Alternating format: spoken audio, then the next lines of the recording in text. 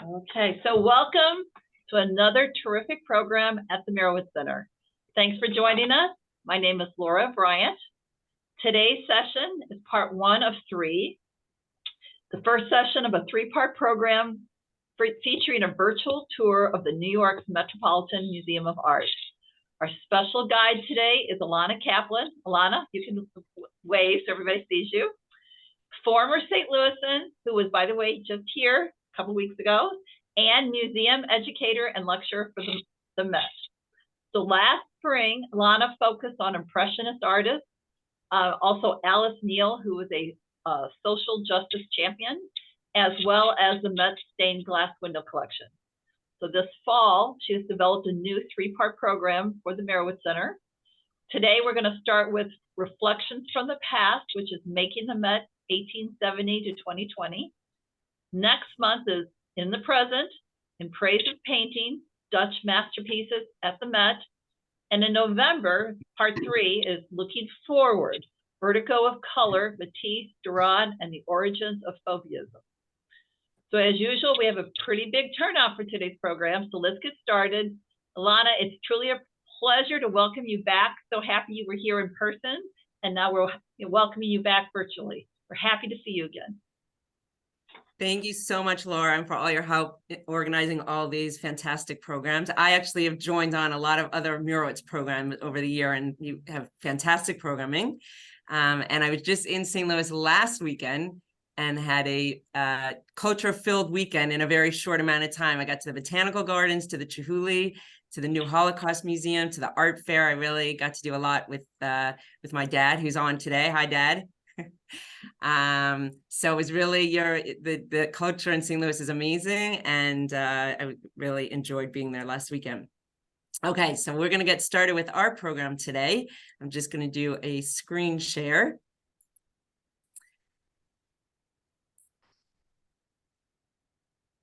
Okay, so our exhibit from the past is Making the Met 1870 to 2020. And this was an amazing retrospective that was actually supposed to open on the Met's 150th anniversary in April 2020. But of course, that was like the height of the pandemic. So they had to push off the opening to August 29th, 2020. I actually got a sneak preview the week before in August, and they ended up extending it. So this is an exhibit of 150 years at the Met. It was the signature exhibition of the Met's 150th anniversary year. It featured more than 250 works of art. We're just going to look at some of those works of art. We won't have time for 250, but I tried to pick some of the best works of art from this exhibit to give you an idea of it. And it was really an exhibit of 250 of the most superlative works of art of nearly every type, from visitor favorites to fragile treasures. Some of them were only on view for this exhibit, actually, and are usually in storage because they can't be, out on display for too long. So as I said, we're going to look at a couple of them, about 40 of the works of art today, to give us an idea.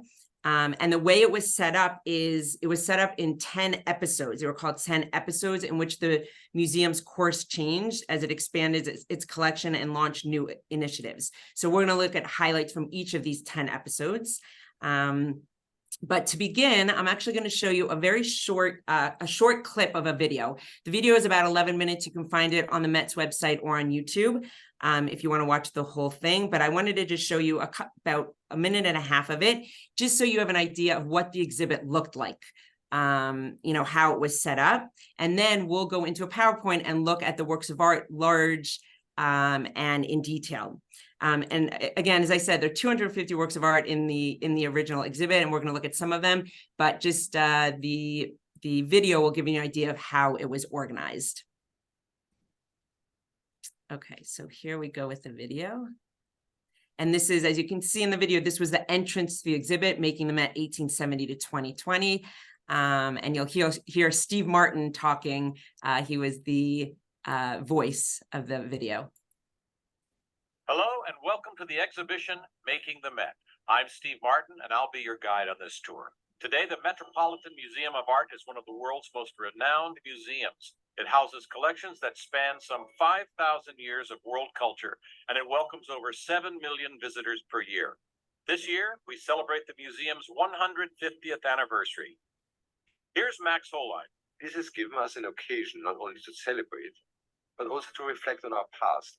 This exhibition offers you a variety of stories, told through outstanding works of art from our collections and through the voices of the people who have made a lasting impact on the institution.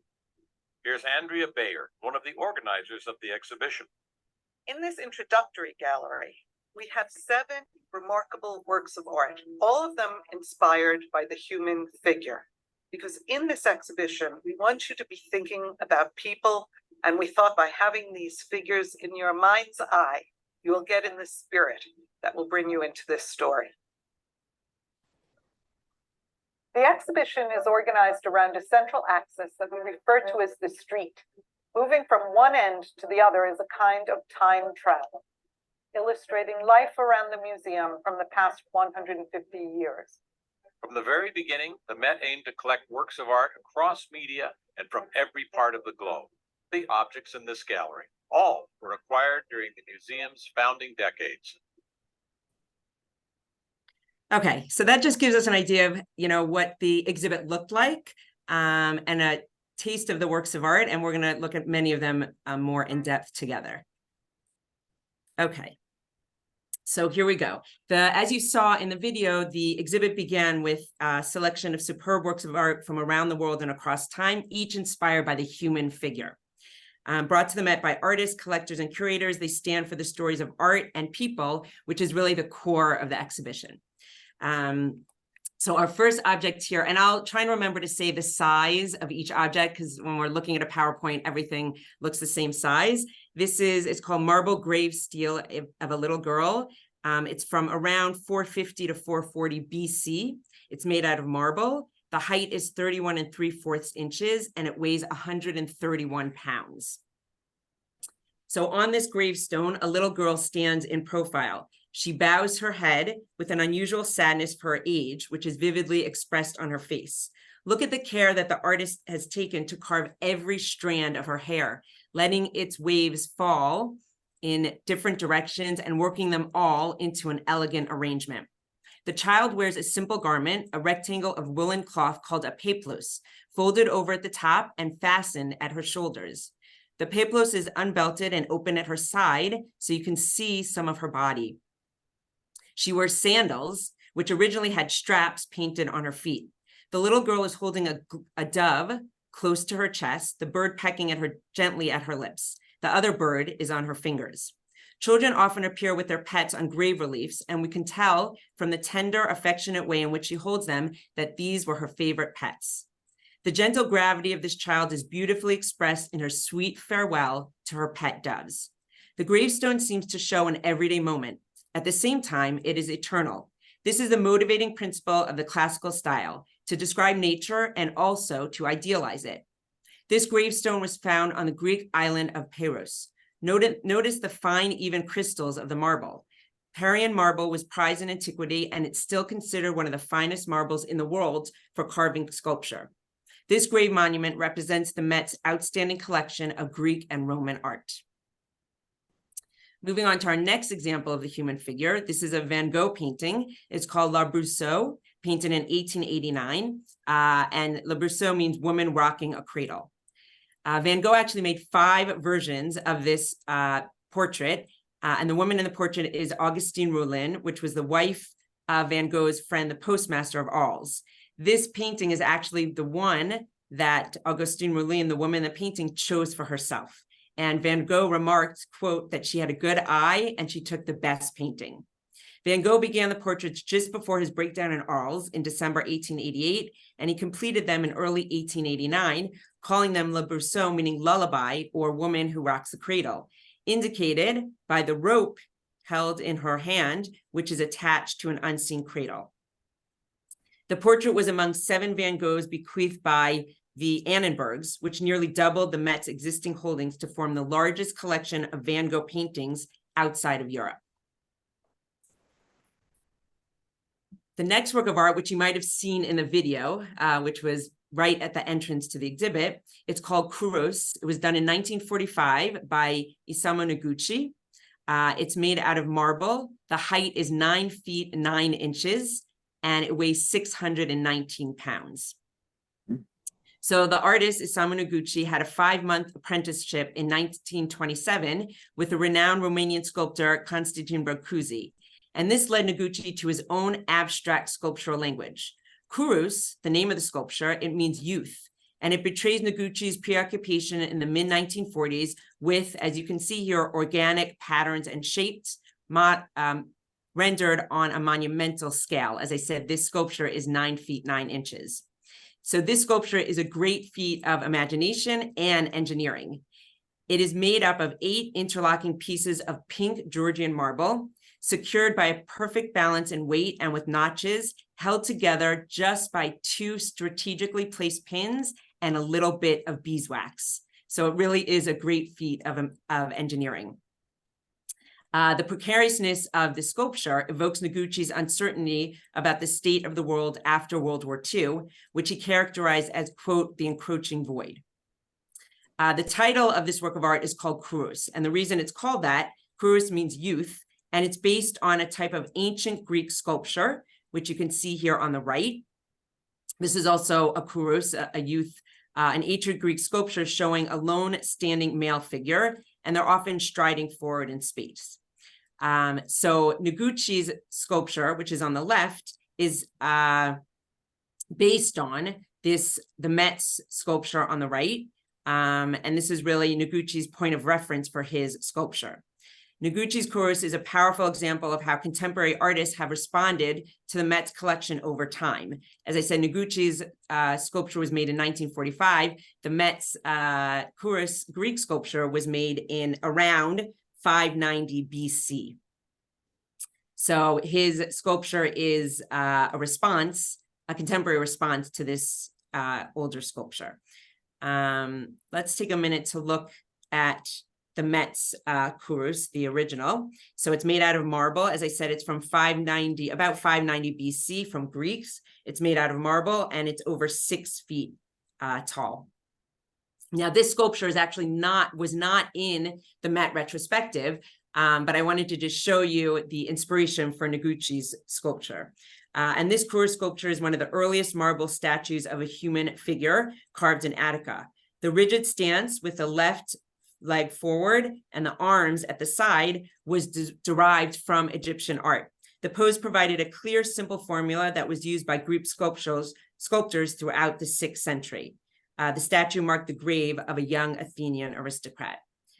So now that you know a little bit about that, just to go back and see Noguchi's response to this ancient Greek sculpture. And as I said, they're both over 6 feet tall.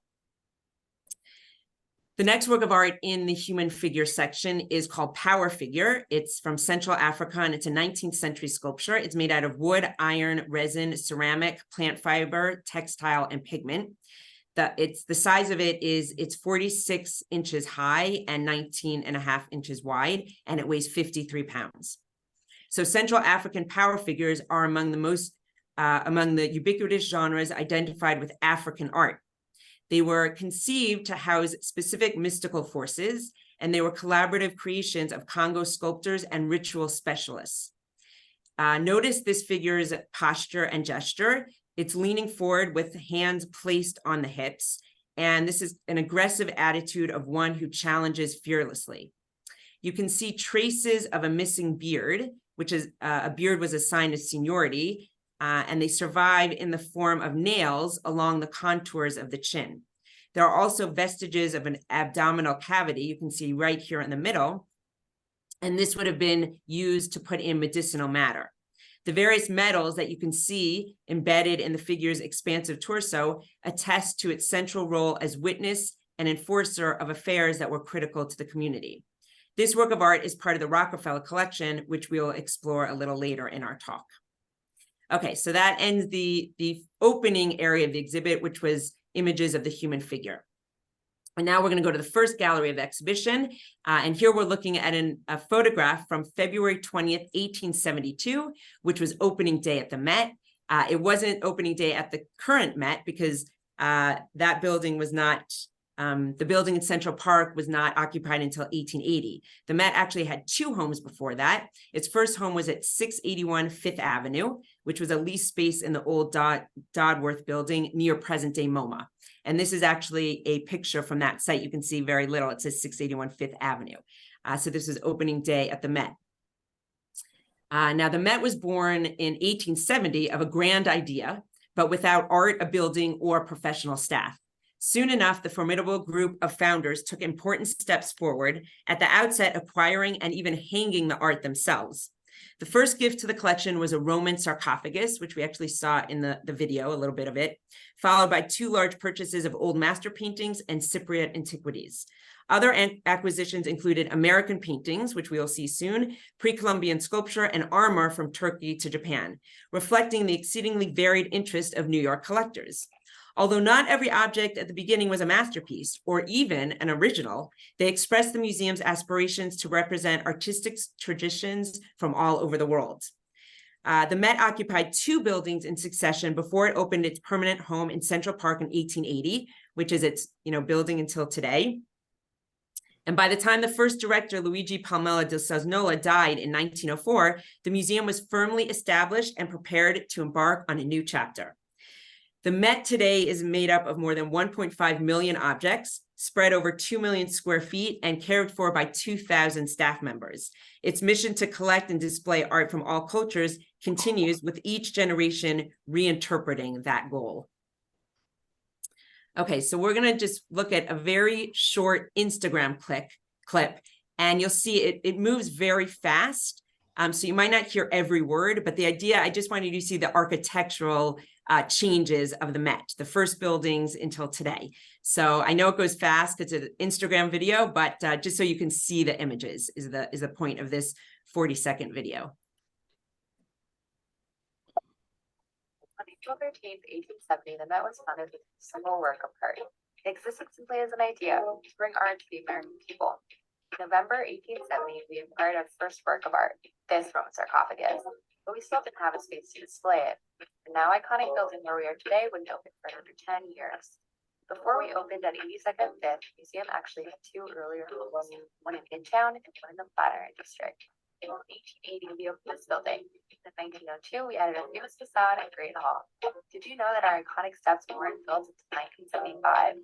Today, the museum is more than 2 million square feet, with more than 1.5 million collection. What will you discover?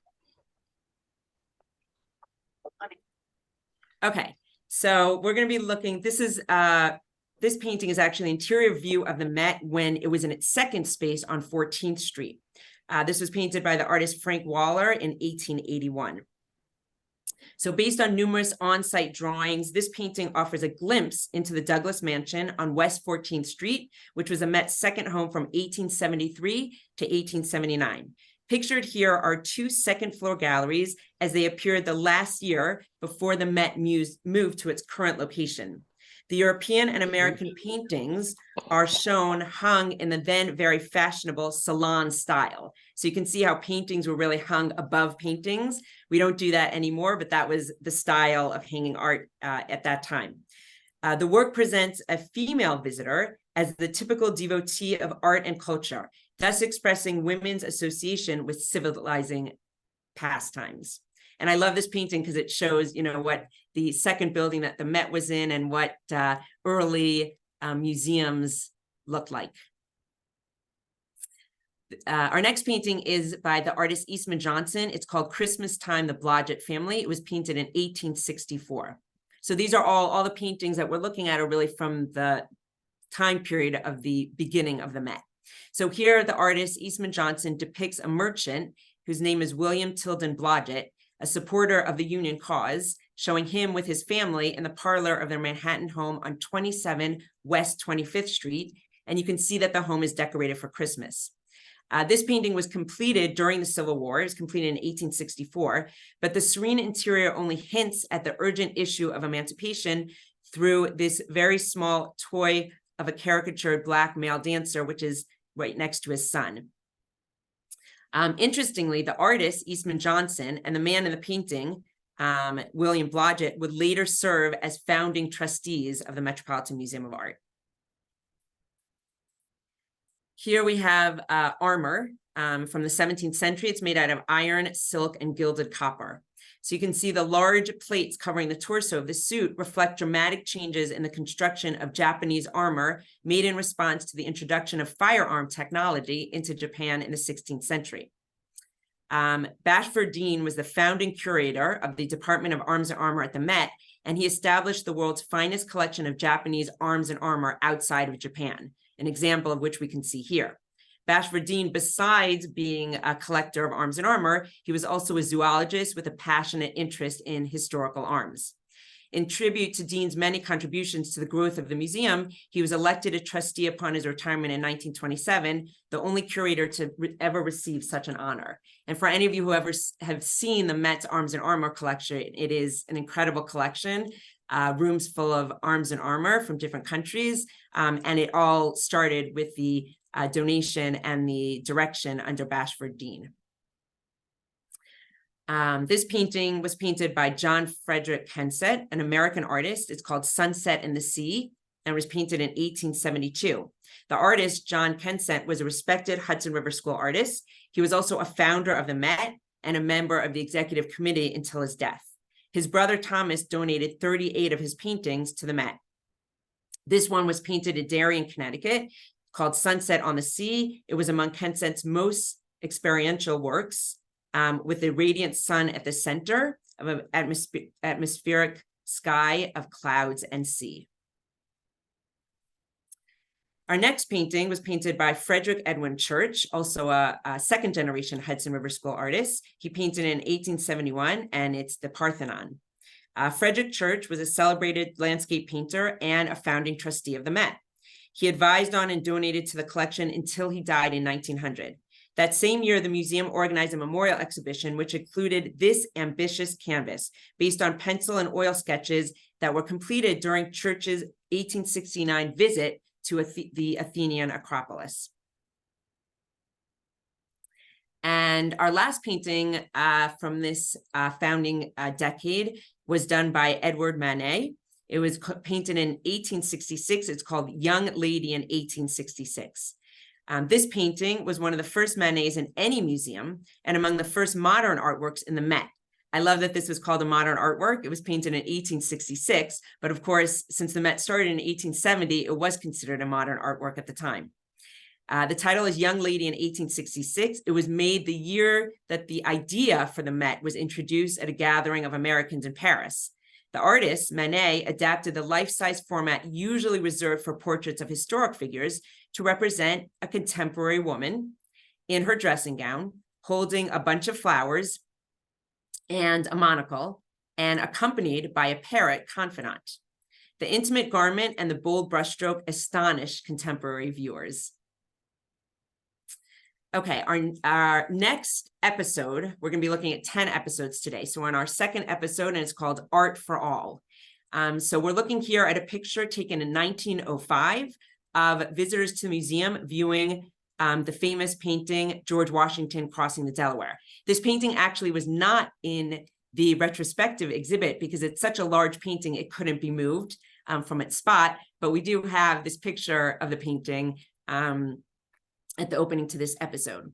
And again, this picture was taken in 1905, and that year, 1905, inaugurated a new era at the Met. The second director promoted the educational mission of the museum. They sought to reach audiences beyond traditional elite museum goers, and they really wanted to reach artists, designers, and students and get them to come to the museum. To this end, while still acquiring artworks that were beautiful and rare, the institution also pursued ephemeral and utilitarian objects. These collections, meant for study and as sources of inspiration, encompassed art from a wide range of cultures and times. So this episode highlights 3 collections and 2 curators who embodied this educational spirit. And the collections were musical instruments and textiles, which were both overseen by Frances Morris, the museum's first woman professional, and the Prince collection headed by William Ivins Jr.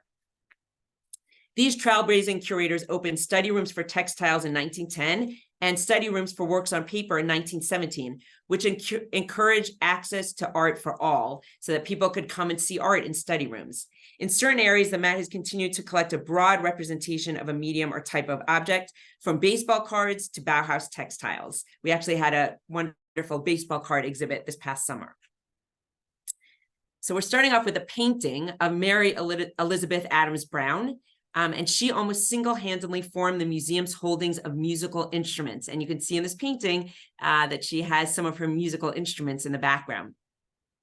Anyone who's been to the Met's collection of musical instruments knows that it is a fantastic collection of thousands of musical instruments, both Western and non-Western.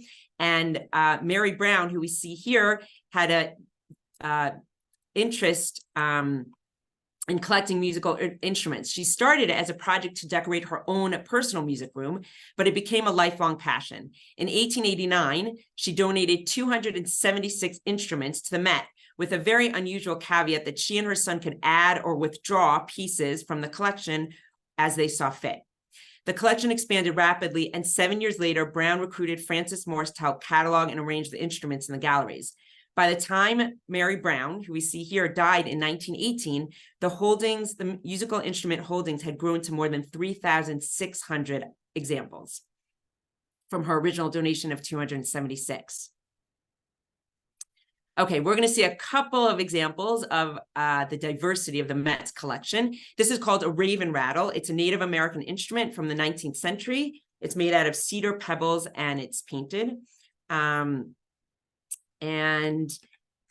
This is a ceremonial raven rattle. It's carved with symbols referencing the transmission of power from the raven, which we can see here, to humankind, represented here. And this raven rattle was originally used in shamanic healing rituals. It is one of the first examples of indigenous art from North America to enter the Met's collection.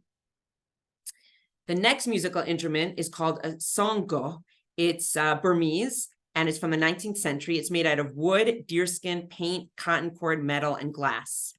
So 2/3 of the musical instruments that Brown collected were non-Western. She herself never traveled to the locales from which many of the objects were from. She relied instead on a network of missionaries, business associates of her husband, explorers, and dealers in order for them to acquire the desired pieces. Now, looking at this very interesting instrument, and we'll actually see how it's played in a minute on YouTube. This is a very elaborately decorated type of harp, and it depicts scenes from the Indian epic Ramayana. The wife of a missionary living in Burma found this object, and Brown bought it from her. So just to look at it in detail, it's quite richly decorated. It's a harp. It has 13 silk strings of varying diameter. Each string connects to a gold painted string holder, which runs the length of the gold lacquered deerskin belly. The strings are secured to the neck with red twisted cotton cords, which you can see here. These are tuning rings. And these tuning rings end with a gold color metallic tassel. The sides of the instrument depict scenes from the Ramayana, which is an Indian epic. And you can see they're in gold against a black field. Often used to accompany songs, instruments like this had their origins in ancient India and represent one of the oldest surviving harp traditions.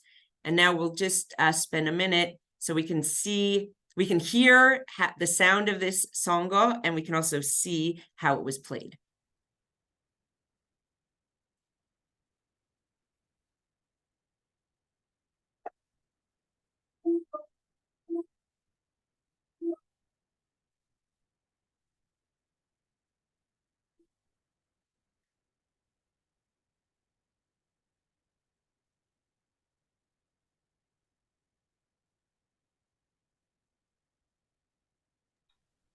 Elana, we're not hearing anything.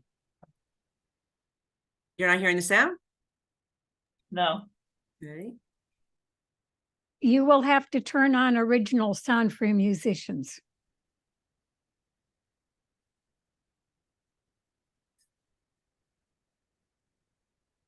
On Zoom. Hold on, there's no sound yet.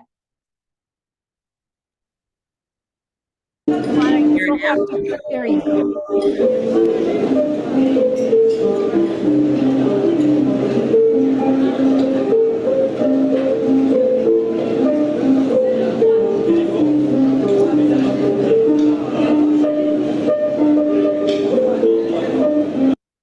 so that gives you an idea of what it sounds like and what it looks like to be played. Okay, we're going to go back to our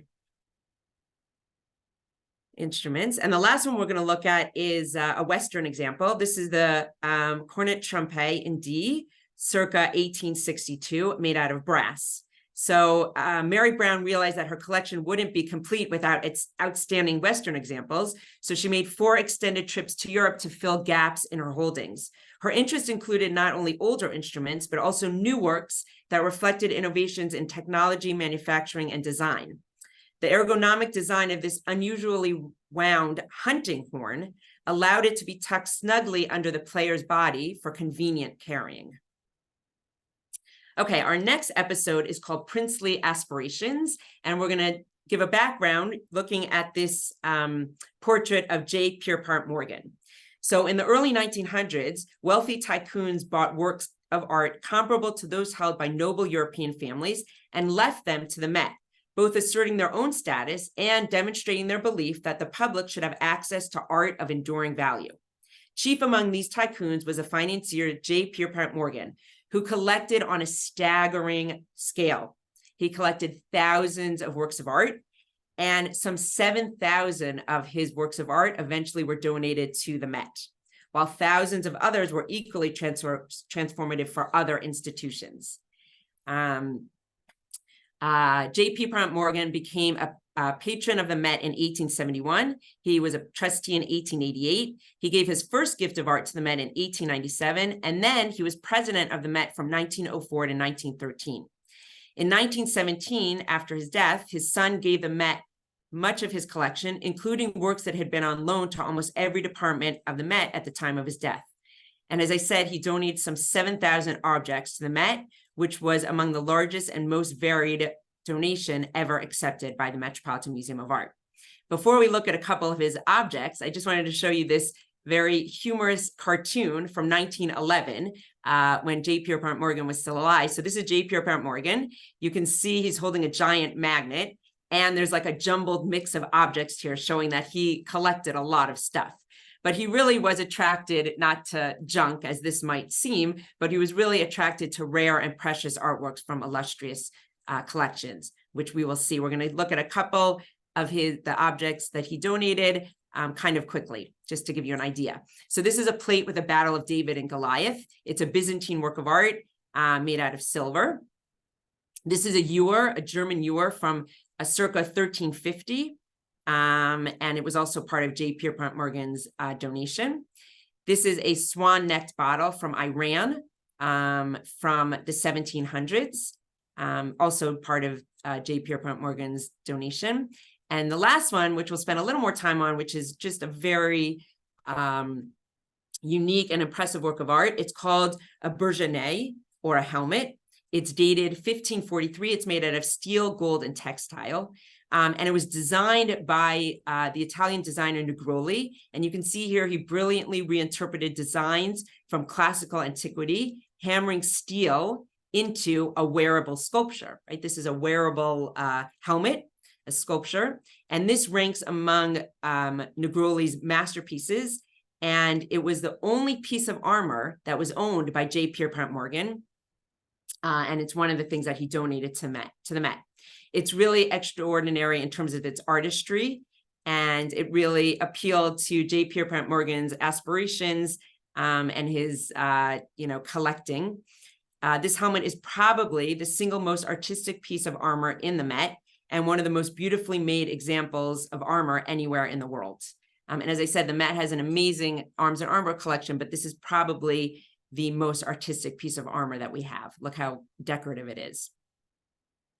We'll look at one more work of art from this time period, from Princely Aspirations. This one was not donated by J. Pierpont Morgan. There were other wealthy tycoons who donated a work of art. This was donated by Collis P. Huntington, who was a railroad tycoon, and he donated this Vermier to the Met. It's called Young Woman with a Lute. I'm not going to spend a lot of time on it because I'm going to encourage you to come next month to our Dutch Masterpieces talk. This will be included in it.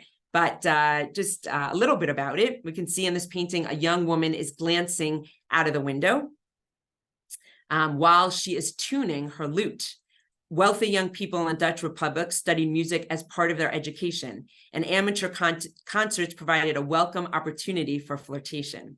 You notice on the back wall that there's a map of Europe, and that reflects the decoration of Dutch homes at this time period, which was a sign of pride in the Dutch preeminence in navigation and cartography. And it also showed that this woman was well-to-do. The fact that she played a musical instrument and that she had a map on the wall showed that she was a very intelligent, well-to-do, part of intelligent, well-to-do family. Okay, our next episode is called Collecting Through Excavation, which is actually a very hot topic right now. And we'll just touch on it briefly here. Ancient art has always occupied a prominent place in the museum, but at first the Met had to rely on gifts and the vagaries of the market to form its collections. That changed in 1906 when the Met launched its first excavation in Egypt, funded by none other than J. Pierpont Morgan. He funded the Met's first excavation in Egypt. An intensive archaeological program under directors Edward Robinson and Herbert Winlock expanded to other parts of the Middle East in the 1920s and 1930s, and it included not just excavations in Egypt, but also in medieval and Islamic sites. News of the field work illustrated by photographs was shared with an eager public wanting to know more about these excavations. Objects ranging from monumental royal sculpture to fragments of architecture, armor, and domestic wares were brought to the Met through a division of funds with host countries called partage, which means to share. And anyone who was on my original talk from Murowitz, probably about a year and a half or almost 2 years ago, where we focused just on the ancient Egyptian collection, remembers that I talked about the system of partage, meaning to share, in which artifacts unearthed by foreign-led exhibitions were divided between the excavators and the host or source countries according to local antiquities laws. So when the Met and other museums sent archaeologists to Egypt, there was a local law that said that whatever was found, half could go back to the archaeologist country and half stayed in Egypt. That was a local law at the time with the understanding of the government. Excavation at the time was an important means not only of building collections for museums, but also gaining information about the historical and cultural context of the objects. By the 1970s and 80s, of course, there were changes in these laws, and that ended the practice of partage. Foreign excavations continued, but they really focused on knowledge and education rather than on gathering artifacts. The discourse around partage, of course, continues today. It's a very heated subject today, with many museums returning objects or deciding what to do with their objects that were obtained through partage. But the conversation continues. Some see the system as partage as fair and advantageous to all because it spread objects around the world and allowed everyone around the world to learn about every country's cultural heritage, but other people consider it a system based on colonialism and exploitation.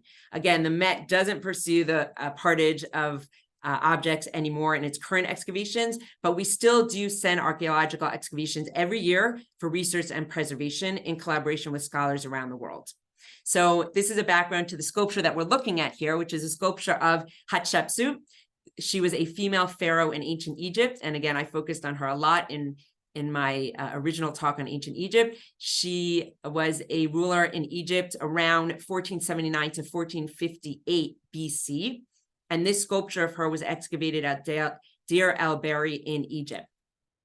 So a little background of this excavation was that in the 1920s, the museum's Egyptian expedition began finding fragments of statues of fragments of sculptures of Hatshepsut's sculptures.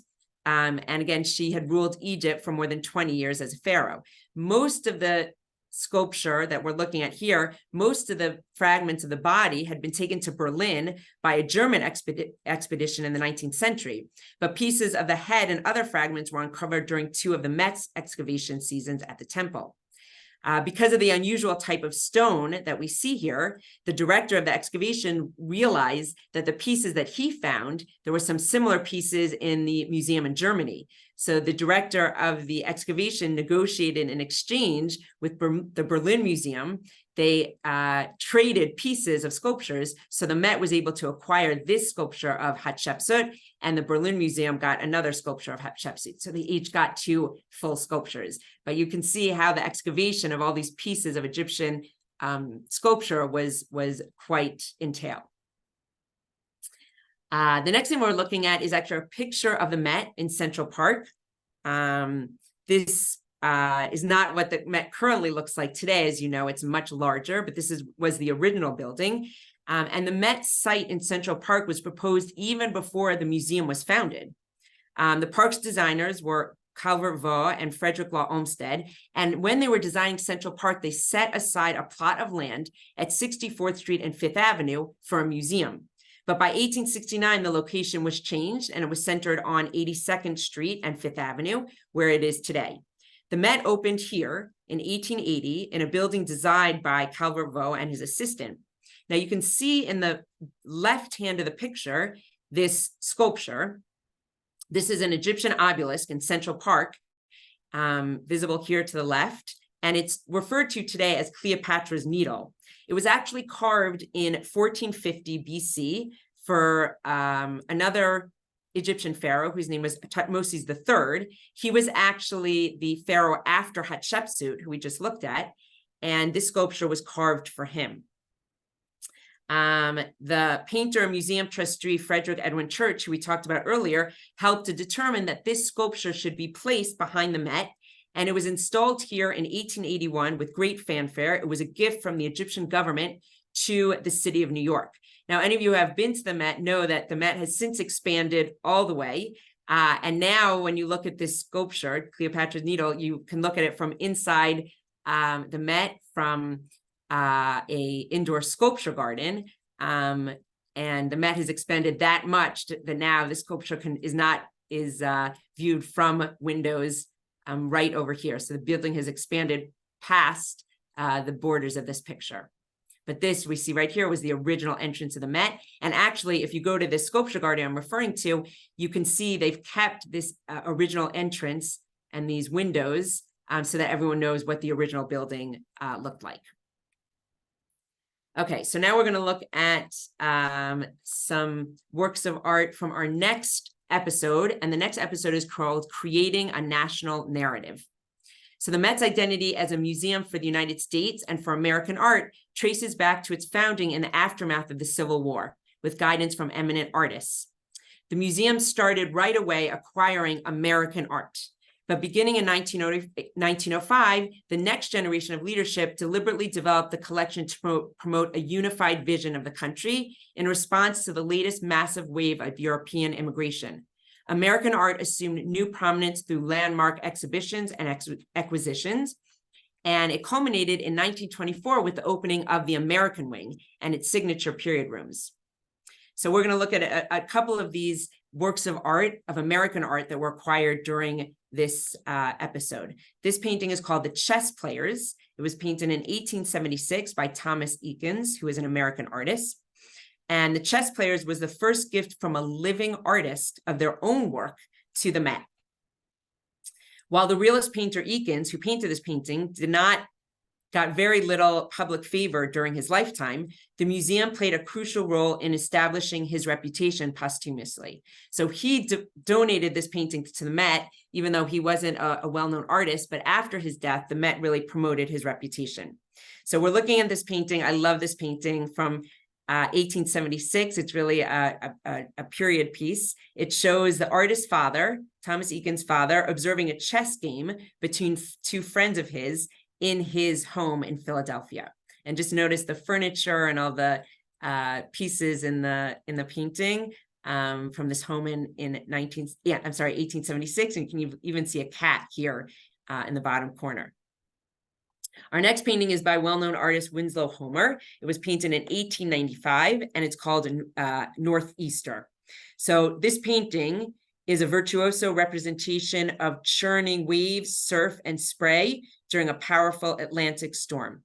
It's one of 6 oil paintings by Homer that were donated to the Met in 1906. The next painting is by John Singer Sargent.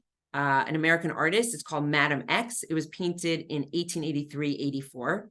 And the Met actually has one of the most comprehensive collections of John Singer Sargent's works, in part due to his close relationship with the trustee and staff of the museum. In 1916, he sold this iconic painting to the Met. It's a painting, it's called Madame X, but it's a portrait of Madame Pierre Gautreau. And this work has been widely known since its exhibition. It was exhibited at the Paris Salon in 1884. So it was very widely known when it was sold by the artist to the Met. Now, at the Paris Salon of 1884, this painting was criticized because they felt that the woman in the painting had a very risque appearance. Remember, this is 1884. And so they thought there was a very scandalous appearance and a risque appearance, so it was criticized. But when Sargent decided to sell it to the Met, he said, this is a quote that he said, "I suppose it is the best painting I have ever done." So even though it was criticized when it was first shown, he considered it his best painting.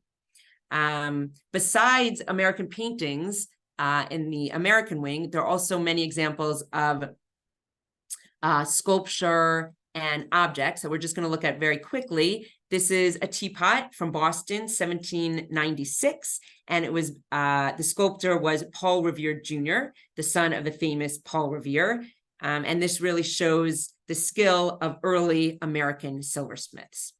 And then we have a small sculpture here. The size of it is 23 3/4 inches high.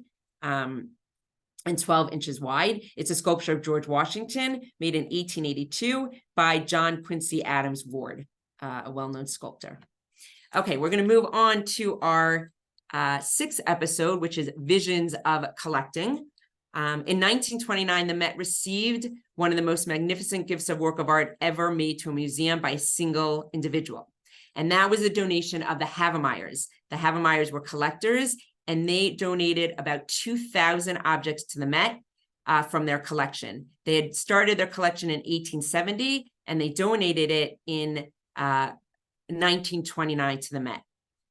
Now, the Havemeyers had a lot of guidance when they were collecting, and their guidance was mostly from the artist Marie Cassat, we'll see one of her works of art, and from Lilias Comfort Tiffany, two artists who helped guide the Havemeyers in their collecting. The Havemeyers were tastemakers. They brought energy and clarity of vision to new fields of collecting. They are best known as the first American collectors of Impressionism, and their bequest to the Met elevated the Met's holdings to world-class status. They also added new dimensions to a variety of other areas. They donated not just Impressionist work of art, they also donated Asian art and Islamic art and old masters to the Met. The Havemeyers' fortune, by the way, derived from the sugar refining industry. Their business later became well known as Domino Sugar. Louisine Havemeyer, in her own right, she was a prominent suffragist. The Havemeyers' legacy of generosity extended through subsequent generations of the family. So they donated and their children donated, and they encouraged other people to donate their collections to the Met as well. So we're going to look at a number of the Havemeyers' donations to the Met. Many are very famous works of art in the Impressionist collection and in the stained glass window, starting with this Tiffany peacock vase. And for those of you who were on my talk, we did Tiffany stained glass windows. You might remember this. This was done in 1893, and it's made of real glass. And this vase with this evocative form, coloring, and iridescent surface is an icon of early Tiffany blown Fabril glass. This vase forms part of a group of more than 40 objects that were given to the Met by the Havemeyers. And it was the first American glass to enter the Met's collection. At the time that it was donated, it was considered modern art and an object of rare beauty. The next work of art donated by the Havemeyers is a Monet painting. It's called La Gren. It was painted in 1869. So Impressionism emerged as an avant-garde movement in Paris at the same time that the Met was taking shape in New York. Less than a year before the museum's founding, Monet painted this scene of bourgeoisie leisure outdoors. During the summer of 1869, Monet and Renoir set up their easels in this area at La Gren a boating and bathing resort on the Seine River not far from Paris. La Grenade marked a turning point for Monet, who would be heralded as a quintessential impressionist. His brushstroke became broader and more vigorous, and his palette more saturated and unified to give an overall sense of the bustling bathing spot that we can see here. Before the Havemeyer bequest, there was only one Monet painting in the Met. With the Havemeyer's donation, the Met now had 8 Monet paintings. The next Monet painting that we're looking at was not donated by the Havemeyers. It was donated by the Annenbergs, who are also collectors that donated more than 50 Impressionist and Post-Impressionist pictures to the Met. This one is called Camille Monae on a Garden Bench.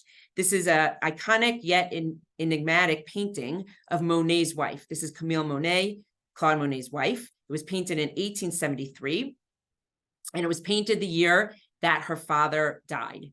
So you notice that she looks quite sad in this painting, and she has a gloved hand, and she's holding a note in her gloved hand. The top-hatted gentleman behind her is not Monet. It's probably a neighbor, and perhaps he has called to offer his condolences and offer a consoling bouquet of flowers that we see on the bench here. Our next painting is done by Mary Cassat, who, as I said, was an artist that influenced the Havemeyers in their collecting. And this is a painting that was done by Mary Cassat. It shows a relative of hers. Her name is Mary Dickinson Riddle. That was Mary Cassat's mother's first cousin. And here she is presiding at tea, which was a daily ritual among upper middle-class women on both sides of the Atlantic.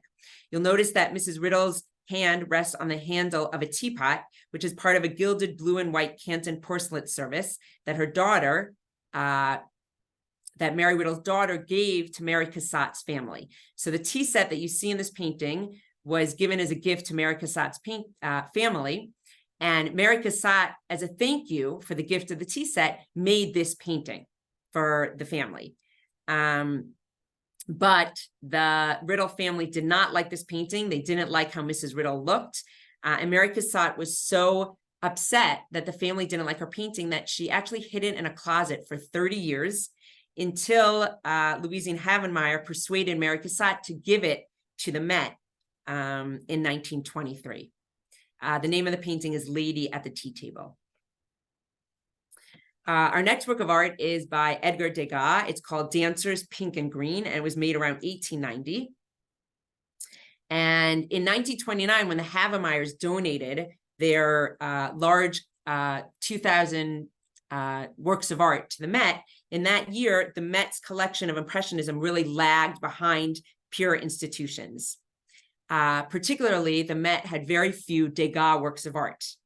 They just had a couple of drawings and prints and one finished pastel. The Havemeyer gift proved transformative because they donated 112 works by Degas in all media, including this one and the next 3 that we'll see. The works of art that they donated spanned Degas' early career from the 1860s to the 1890s. And as I said, this one is called Dancers, Pink and Green.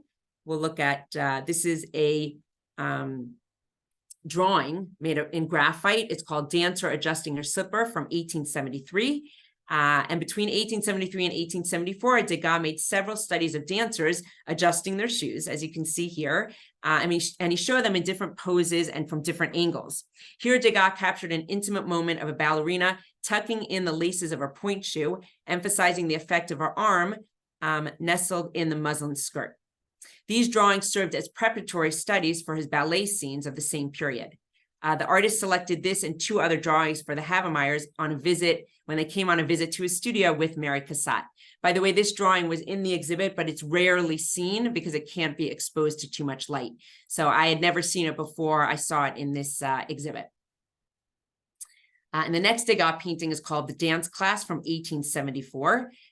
This work of art and a similar one at the Musée d'Orsay in Paris represent the most ambitious paintings Degas devoted to the theme of dance.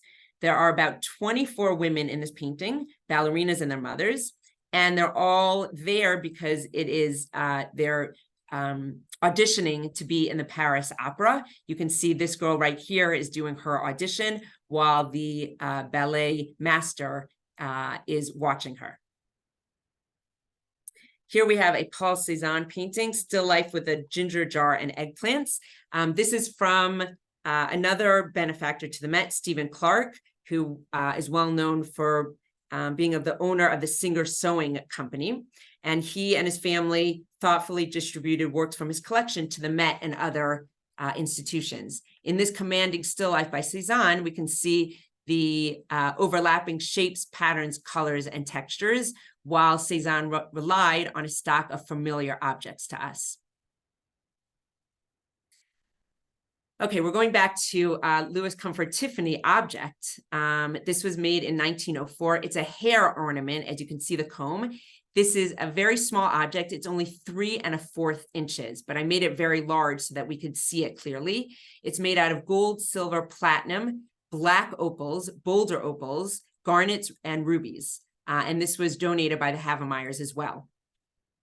Now, Tiffany was very close to the Havemeyers, and he and Mary Cassat, as I said, influenced their collecting. Tiffany also decorated the Havemeyers' Fifth Avenue residence in the early 1890s with iridescent glass and exotic lighting. Now, this exquisitely crafted sculpture work, which was made around 1904, is a very personal expression and a personal thanks for the Havemeyers' patronage, and he made this for them. So looking at it closely, we can see 2 bejeweled dragonflies with delicate filigree wings on a pair of dandelion seed balls, evoking nature in its most ephemeral state.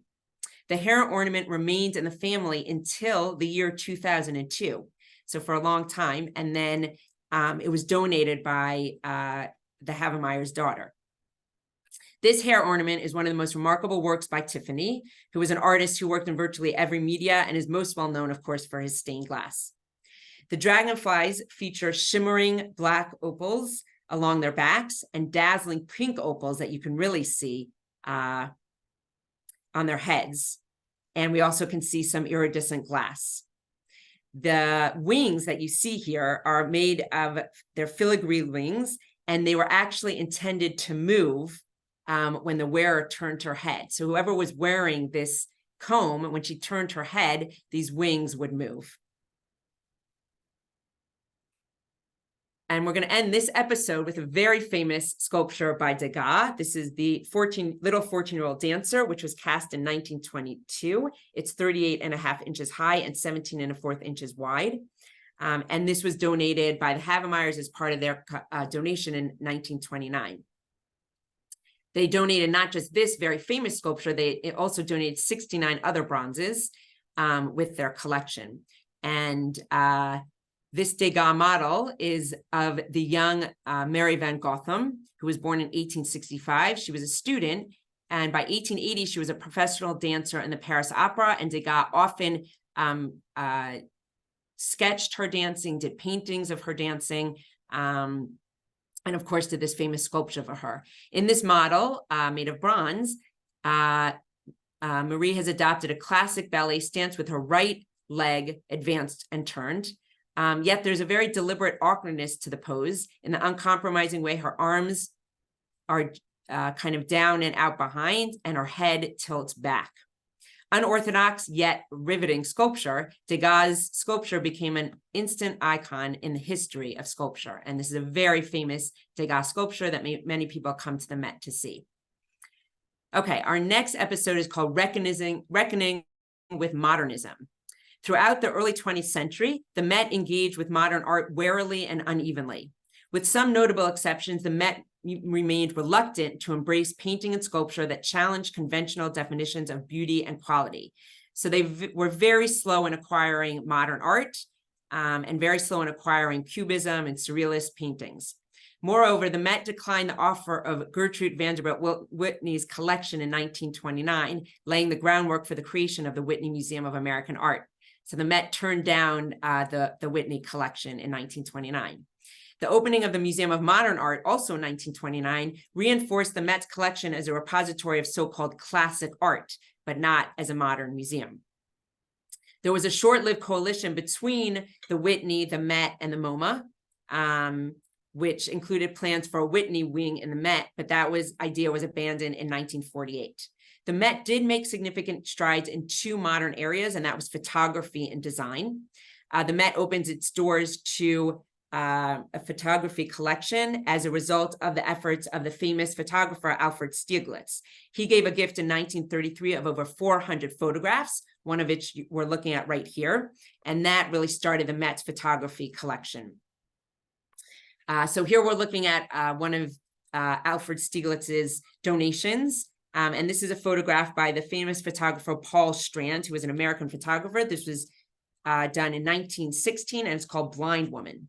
So in 1916, Paul Strand made a series of candid street portraits using a handheld camera fitted with a false lens, allowing him to point the camera in one direction while taking the photograph in another. This street scene immediately became an icon of the new American photography, which integrated the humanism of social documentary with the simplified forms of modernism. Another work of art that was part of the Alfred Stieglitz collection is this painting, one of my favorites in the modern art collection. It's by the artist Charles Demuth, who was an American artist. It was painted in 1949, and it's called I Saw the Figure 5 in Gold. So the painting, I Saw the Figure 5 of Gold, is actually a reinterpretation of a poem. It's a poem that was written by the poet William Carlos Williams, and you see a hint to the poet in his initials down here, WCW. William Carlos Williams wrote the poem. The artist put his name in also his initials, CD, Charles Demuth. So Charles Demuth is the artist, and he made this painting based on a poem by William Carlos Williams. There are other hints to William Carlos Williams in the painting. Also, you can see the name Bill at the top of the painting, and you can see the name Carlos on this building over here. And it's a reinterpretation of William Carlos Williams' poem, I Saw the Figure 5 in Gold.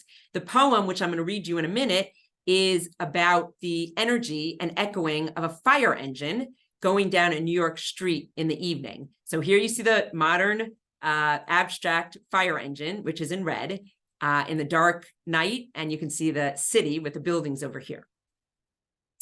Charles Demuth, the artist who made this painting, actually made 8 abstract portraits during this time period as a tribute to modern American artists, writers, and performers, which William Carlos Williams was.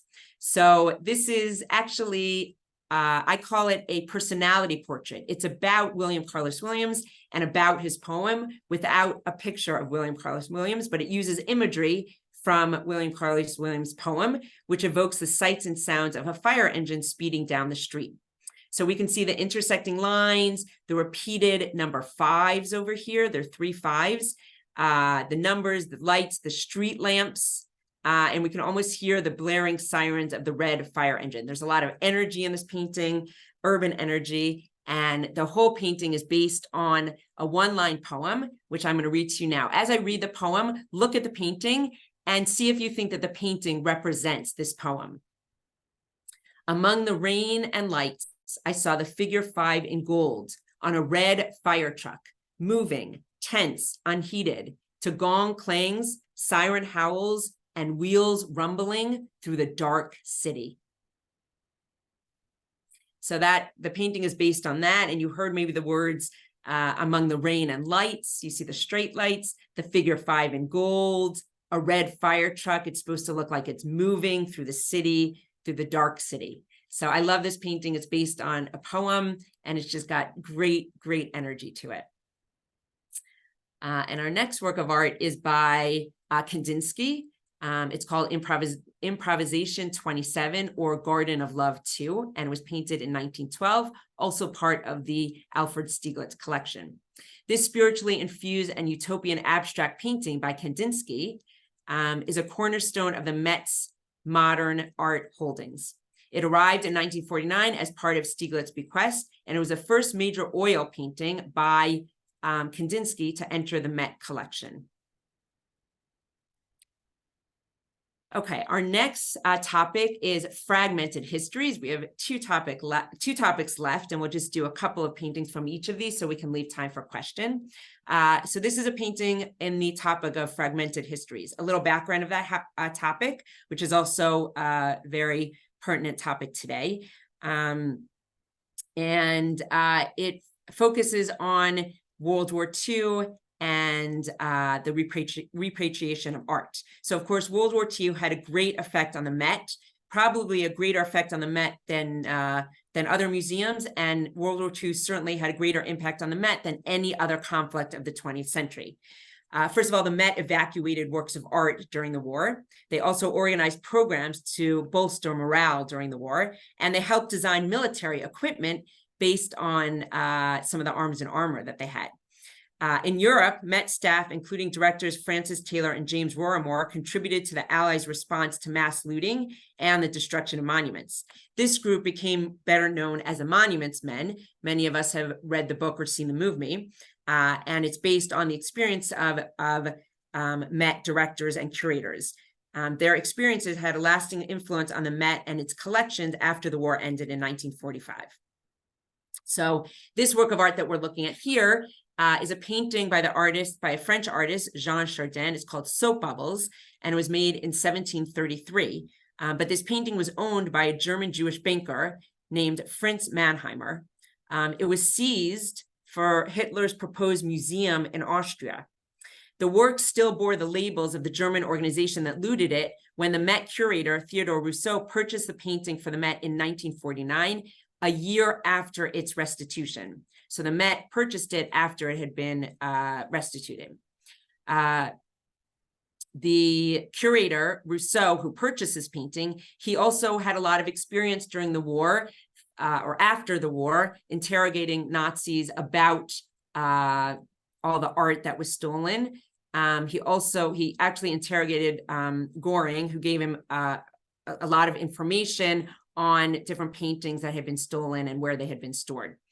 The curator, Theodore Rousseau, received numerous medals for his service in helping repatriate art. And then he spent 30 years at the Met, serving as chairman of European Paintings, vice director, and chief curator.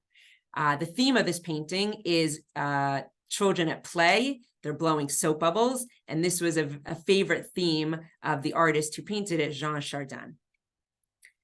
Okay. And our next episode is the Centennial Era, which the Met celebrated their 100th anniversary in 1970 with great fanfare. And that was a time period of reflection on the past, present, and future of the institution. Among the milestones lauded on this occasion were monumental gifts of the Temple of Dendor, which we looked at in our Ancient Egypt talk, that was given to Egypt as a gift to the Met. Also the Michael Rockefeller collection and Robert Lehman collection.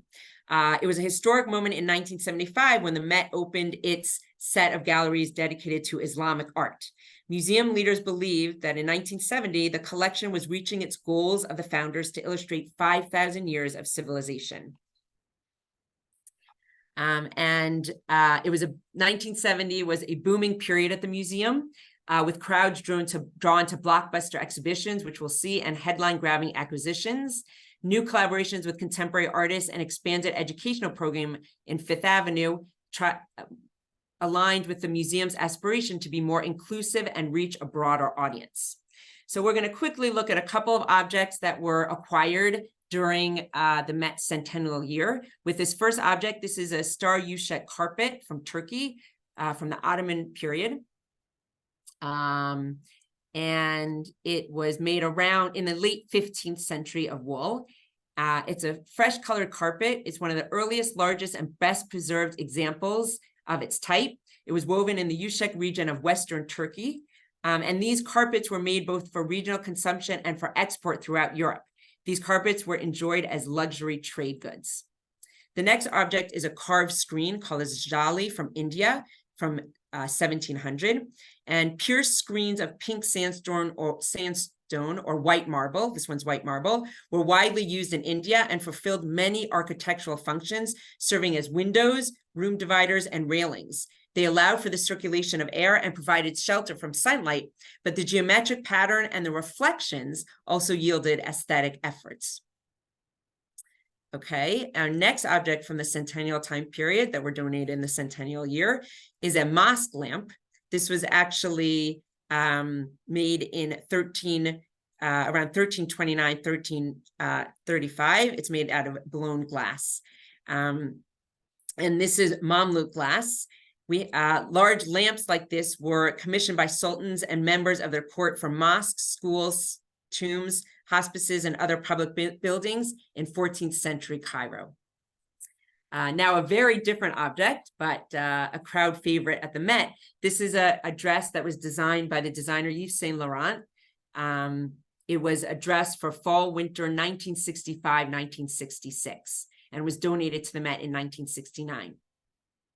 So the Costume Institute, which previously was called the Museum of Costume Art, was fully integrated into the Met in 1946. In 1983, Yves Saint Laurent became the first living designer to receive a monographic exhibition at the Met. The designer is well known for the fusion of high and low, of art and fashion, and that is really encapsulated in this iconic shift dress, which is also called the Mondrian dress. So this dress is so popular in the Met's collection that this is the 5th exhibit that it's been in at the Met since it was acquired in 1969. And of course, we have to look at one example of Asian art because the Met has over 50 galleries devoted to Asian art. We're just going to look at this one example. And their Asian art collection embraces the full spectrum of traditional and contemporary forms of expression. This work of art was acquired in 1975, but it was made in 1646. It's called Old Plum. It was done by a Japanese artist, and it's four sliding door panels. You can see the handles to the doors over here. And this is a massive plum tree. We can see the black trunk of this ancient plum tree with bending and twisting branches, and it spans these 4 sliding door panels. The reptilian old tree spouts blossoms, as you can see, which convey the atmosphere of a cold, early spring morning and symbolize birth and renewal. Originally, this quartet of panels belonged to a suite of more than 100, which adorned a temple in Kyoto. The paintings entered the Met in 1975 during its centennial time period.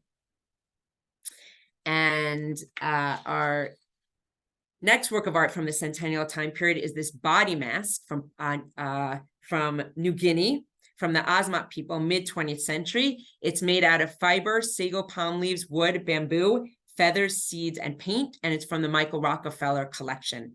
Michael Rockefeller acquired this spectacular body mask during a visit to the Asmat region of New Guinea in 1961. He negotiated his purchases with local leaders and diligently recorded the names of the people who made these masks and who wore them and used the art.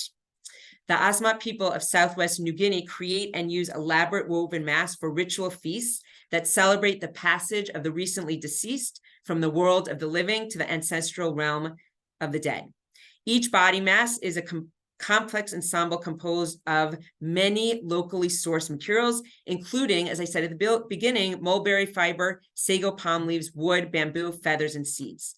When Rockefeller's collection of over 600 contemporary Pacific works came to the Met, it dramatically transformed the global range and scope of the stories the museum could tell. And then the Rockefeller Wing was opened in 1982, and it was named for Michael Rockefeller. It was donated by Nelson Rockefeller and named for his son, Michael, who was an idealist young anthropologist who lost his life in a exhibition when he's collecting in New Guinea. And then we'll look at 2 contemporary works.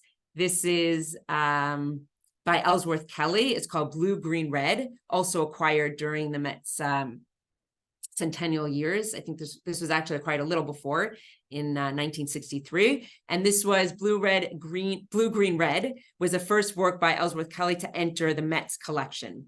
It was actually purchased directly from Kelly's studio by a Met curator when Kelly was still a newcomer. And the acquisition of this painting represented somewhat of a risk for the Met. As I said before, they were very reluctant to acquire abstract works of art. And here they were acquiring a work of art from a relatively new contemporary artist. Ellsworth Kelly, unlike many artists of his generation, arrived at his abstractions through the observations of his surroundings. And this painting actually was based on shadows that he had observed. And he made this painting based on those shadows. And of course, we can't talk about the Met's contemporary art collection without looking at a Warhol. And this one is a fun one for many reasons. This is Andy Warhol's Mona Lisa, which he did in 1963. And the reason this is so much connected to the Met is because Andy Warhol actually made this painting of the Mona Lisa after the Mona Lisa was exhibited at the Met in 1963. So the Mona Lisa came to the Met in 1963. Some of you might have read about that or even recall that. It had more than 1 million visitors when it came to, when the Mona Lisa came to the Met. And here we can see that Warhol repeated the Mona Lisa 4 times, reducing the delicate tonal palette to a monochrome and removing evidence of the Renaissance artist's distinctive brushwork. So this painting was actually the first Warhol to enter the Met's collection. And just a little bit of a background of the Mona Lisa coming to the Met. On February 7th, 1963, the Mona Lisa was made its public debut at the Met. And it all was organized by Jackie Kennedy. She arranged that it would be shown in the United States. Just to let you know how serious of an undertaking it was, the Mona Lisa was kept behind inch-thick bulletproof glass when it was at the Met, and it was under 24-hour surveillance, including by 2 Secret Servicemen, 2 New York City police detectives, and 2 museum guards. It attracted more than 1 million visitors to the Met in 1 month when it was there. And I'm just going to show you a quick video from the time of when the Mona Lisa was at the Met.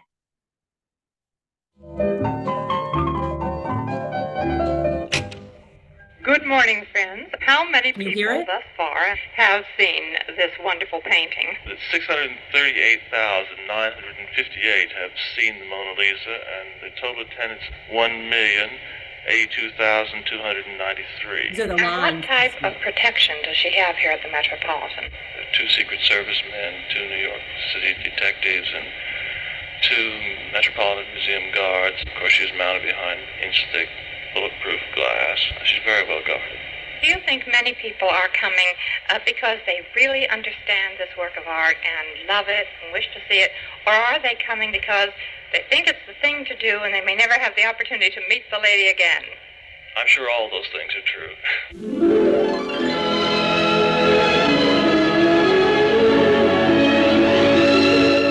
One of the world's most famous repositories of mankind's cultural heritage, the Metropolitan Museum of Art in New York City, is today experiencing a renaissance of interest in things artistic. The revival is caused by a lady of the Italian Renaissance, and it sees other immortal masterpieces sharing the interest of the cultural explosion, among them Rodin's The Thinker and Cellini's Graceful Cup. Rubens' canvas known as The Wolf and Fox Hunt. Raphael's Colonna Madonna. Venus and the Lute Player by Titian. Rembrandt's self-portrait, and, too, his Aristotle contemplating the bust of Homer. However, the crowds, reminiscent of rush hour, that are besieging the museum are primarily interested in Leonardo da Vinci's Mona Lisa, sometimes known as La Gioconda. The famed Florentine's masterpiece is here from its home in the Paris Louvre after being exhibited in Washington, lent by the French Republic to the President of the United States and the American people. Ambiguous eyes and enigmatic smile protected in a frame that will allow for no deterioration. The populous metropolitan area's children have time out for school to see the glorious example of Renaissance art. Okay, we'll end it there. You can, the video's on YouTube, and it's a great video of the Mona Lisa at the Met for a month in 1963. Okay. And here are just pictures of what we just saw, the lines and lines of people coming to see it, as it had over 1 million people in just 1 month. Okay, and one more example from the centennial time. This is Romar Bearden's The Woodshed. He made it in 1969, and then it was purchased by the Met in 1970. And this is collage work of art, and it's inspired by African art, modernism, old master paintings, and jazz and blues music. Bearden was a African-American artist who made mixed media collages depicting African-American life in the urban North and the rural South. A lot of his works of art were inspired by memories of his family living in North Carolina. And he often created domestic scenes that reflect the strength of Southerners under challenging conditions. Here we can see a family of 4 gathered in a rundown shed for a meal and for some music. United by everyday rituals, are also brought together by Bearden's carefully structured format of rectangles and squares. Okay, for our last 2 works of art, we're in the last episode, which is broadening perspectives. And even though during the Centennial era, the museum claimed it had reached its goal of representing the art of all cultures, the past few decades have proved that there will always be more fields to traverse. So by the 125th anniversary in 1994, the Fifth Avenue building had met the limits of its footprint in Central Park. So we can no longer expand out at all. So they now have to focus on shifting the evolving spaces and the collections from within. So since then, they've broadened their collections, including digital art and representing previously underrepresented regions and cultures from Southeast Asia to the far reaches of the Byzantine Empire. So here we're looking at a work of art by Elana Kaplan, who's an artist from Ghana. He was born in 1944, and this work of art was done in 2007. It's made out of found aluminum, copper wire, plastic discs. And it's a really epic work of art by Elana Kaplan. He's one of the foremost contemporary artists. This was actually it was a centerpiece of the 52nd Venice Biennial in 2007, and the Met acquired it right after the Venice Biennial.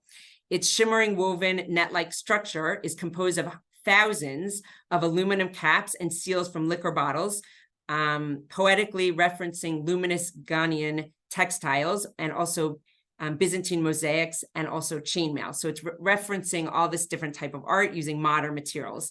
But it's also referencing the damaging effects of consumerism and colonialism in Africa. And another new acquisition that we have, this is a picture of me actually in the exhibit. And you can see Elana Kaplan's textile in the background, but you can also see this case, which has Judaica in it. And Jewish artistic heritage has only become a focus of collecting in the Met in the past decade. So they really weren't focusing on collecting Judaica before that. But now they have more of a focus in the past decade of collecting Judaica. And here you can see a case which has a Hebrew Bible in it from Spain from the 1300s. And also in this case are a pair of Torah finials and a Torah crown, done by an Italian artist, and they are from the 1700s. So I'll just show you those objects a little bit closer up. This is the Hebrew Bible, which is from Spain between 1300 and 1366. It has ink, tempera, and gold on parchment. And this is actually part of the Cloisters collection, which is in the Met, and it was acquired in 2018.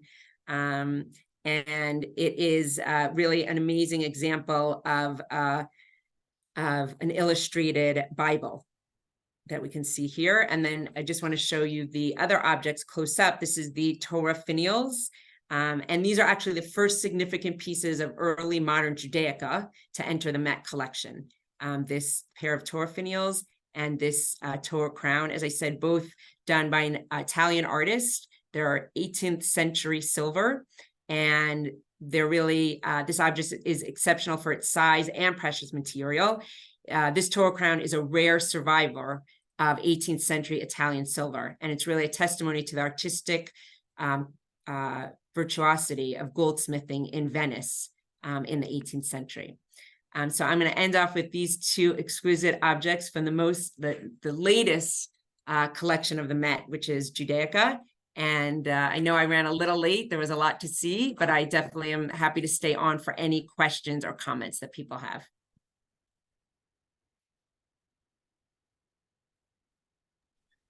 Elana, we've got some people I know that are still here, might have some questions. There was one question that was already been submitted in the chat room. It says, is the Met affiliated with the International Museum Instrument Museum in Phoenix/Scottsdale? Does that? I don't think so. No, Okay. Not that I know. Okay, and do you want to stop sharing the slides so we can see everybody and I can see if everybody's got a question? There Thanks. we go. Does anybody have a question? Want to raise their hand, or?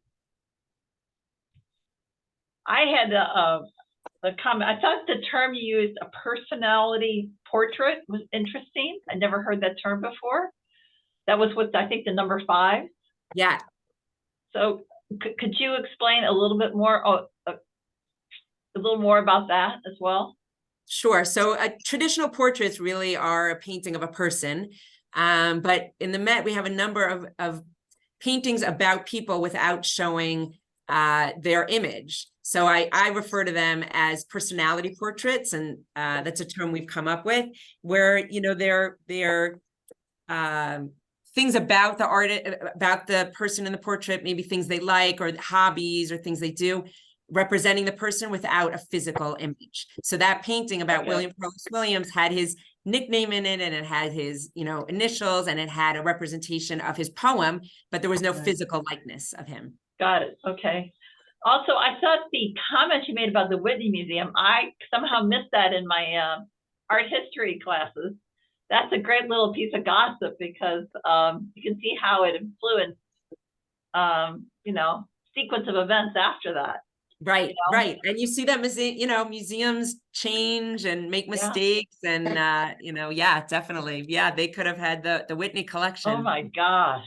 That's, yeah. I wonder, you know, if they actually regretted it at the time, or if it took a long time to think about that in context. I don't know. I think it took a while. The one thing the Met is often criticized, and that they were very slow in acquiring contemporary art. And Right. almost until the 60s, you know, and this was in the 40s when the collection was being donated. So yeah, they were slow. They're trying to catch up now, but they've lost some donations to MoMA and Whitney, definitely. For sure. So anybody else have any questions? Otherwise, we're going to get together next month, October 12th. And I think Rita Hill is Rita? raising her hand. Yeah, thank you. Oh, there you are. Okay. Yeah. Great. My question is, you mentioned, you know, the issues of returning art and, you know, to the original wherever. And I heard most of that, but it just wasn't clear whether you mentioned, has the Met had to return any items? Yeah, they have. Every museum is dealing with this now, and you know, making, I think, individual decisions, but also in communication with each other. It's a very complex, you know, how works of art were acquired, and you know, what things have to be returned, should be returned.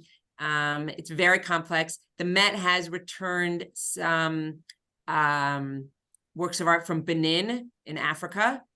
And a number of other things are, you know, in consideration. It's very complicated because, you know, works of art were donated with the understanding that they would be in the museum. There are a lot of rules and laws, and it's very complicated, and it's a very hot topic and passionate topic for many. So yeah, that would be an interesting to talk to do one day. The British Museum is very much involved in this. They've had a lot of